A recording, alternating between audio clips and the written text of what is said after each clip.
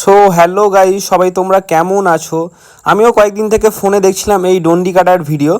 তো ফাইনালি সৌভাগ্যবশত আমার সাথেও দেখা হয়ে যায় কয়েকজন ছেলে। আমি যখন রাস্তা দিয়ে যাচ্ছিলাম তখন দেখতে পেলাম কয়েকজন ছেলে ডন্ডি কেটে আমতা থেকে তারকেশ্বর যাচ্ছিল, এবং পরে শুনলাম সবাই একই ফ্যামিলির ছেলে। তো এখানে দেখতে পাচ্ছ আমি যতটা পেরেছি ক্যাপচার করেছি। আর এখানে গ্রামের মানুষজন সবাই যে যার মতো করে সাহায্য করছে তাদেরকে, কেউ বাতাসা, জল, খাবার এবং কোল্ড ড্রিঙ্কস দিয়ে তাদেরকে সাহায্য করছিল। এবং এখানে বাড়ির যে মহিলা ছিলেন তারা সবাই গঙ্গা জল ছিটিয়ে দিচ্ছিল, এবং তার পিছন পিছন সবাই ডন্ডি কেটে আসছিল। তো ব্যাপারটা দেখতে খুবই ভালো লাগছিল, এবং গ্রামের সমস্ত লোকজন দাঁড়িয়ে দেখছিল পুরো জিনিসটা। তো এই সব জিনিস যেহেতু এই কয়েক বছর হলো এই প্রথম দেখা যাচ্ছে, সুতরাং এই জিনিসটা নিয়ে আকর্ষণ সবারই খুব বেশি। এবং গ্রামের মানুষজনদের মধ্যে বলতে শোনা যায় তারা সকাল থেকে নাকি ওয়েট করছিল এই জিনিসটা দেখার জন্য।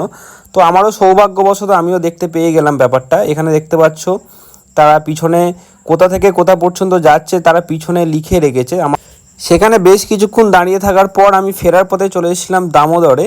তো ওখানে দেখছিলাম যে জল কতটা বেড়েছে সেটা দেখার জন্য চলে গিয়েছিলাম, এবং আশেপাশের পরিবেশ যথেষ্ট বিকালে খুব ভালো লাগে আমার।